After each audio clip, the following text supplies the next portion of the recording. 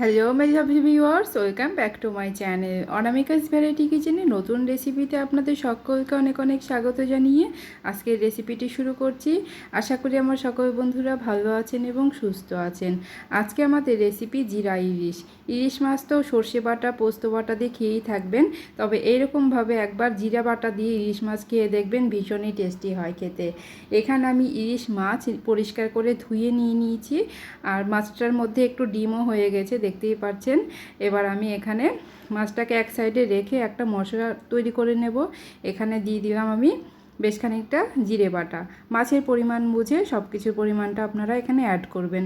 তারপরে দিয়ে দিলাম ঝালের জন্য কাঁচা লঙ্কা বাটা। আপনারা জিরে এবং কাঁচা লঙ্কাটা একসাথে বেটে নিতে পারেন। আমার আলাদা করে কাঁচা লঙ্কা পেস্ট করা ছিল, তাই আমি আর জিরের সাথে পেস্ট করিনি। তারপর আমি কাঁচা লঙ্কা দেওয়ার পরে দিয়ে দিলাম এখানে পরিমাণ মতো হলুদ গুঁড়ো। তারপরে আমি দিয়ে দিলাম এখানে স্বাদ মতো লবণ। লবণটা নিজেদের টেস্ট অনুযায়ী দেবেন। এরপর আমি দিয়ে দিব কাঁচা সর্ষের তেল। যেহেতু ভাপা হবে, সেই সর্ষের তেলটা একদম মাস্ট, এটা তো দিতেই হবে। এটাই হচ্ছে আসল টেস্ট আনবে এই সর্ষের তেলটাতে।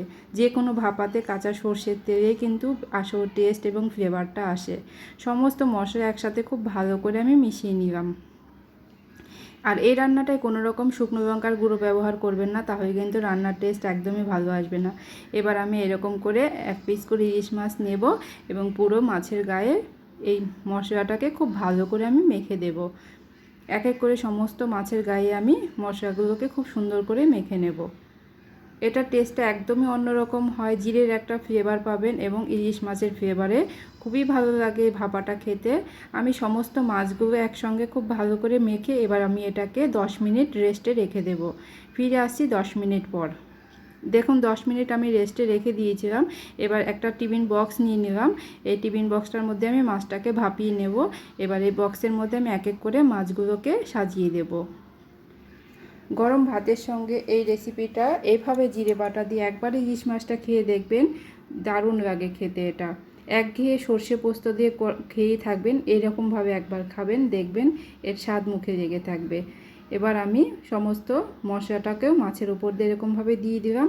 আর এটা আমাদের জল না দেওয়ারই চেষ্টা করবেন। আমি যে পাত্রটায় মশলাটা মেখেছিলাম সেই পাত্রটা ধুয়ে একদম সামান্য একটুখানি জল আমি দিয়েছি। জল না দিলেও হয়, এটাতে জল না দিলেও কিন্তু ভালো হবে।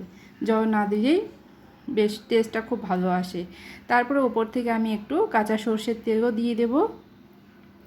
এরপর আমি দিয়ে দেব 2-3টে চেরা কাঁচা লঙ্কা এবং সর্ষের তেলের এই স্ট্রং একটা ফ্লেভার পাওয়া যাবে।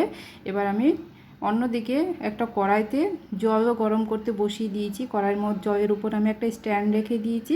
এবারে টিফিন বক্সটা আমি বসিয়ে দিয়ে ঢাকা দিয়ে দেব। আমি এটাকে 15 মিনিট ভাপিয়ে নেব মিডিয়াম ফ্লেমে। ফিরে আসছি 15 মিনিট পর। 15 মিনিট ভাপিয়ে নিয়েছি, দেখতেই পাচ্ছেন জলটা অনেকটা কমে গেছে। আমি গ্যাসটাকে বন্ধ করে দিয়ে এবার টিফিন বক্সটা ঠান্ডা করে নিয়ে তারপর আপনাদেরকে দেখাচ্ছি। দেখুন আমি টিফিন বক্সটা ঠান্ডা করে নিয়ে আপনাদেরকে দেখাচ্ছি। দেখুন এত সুন্দর একটা ফ্লেভার বেরিয়েছে এখন, সেটা আমি আপনাদের বলে বোঝাতে পারবো না। জিরে এবং সর্ষের তেল আর ইলিশ মাছের দারুণ সুন্দর একটা ফ্লেভার বেরিয়েছে। ভিডিওটি শেষ পর্যন্ত দেখার জন্য সবাইকে অসংখ্য ধন্যবাদ। সবাই ভালো থাকবেন, সুস্থ থাকবেন। Thanks for watching, by.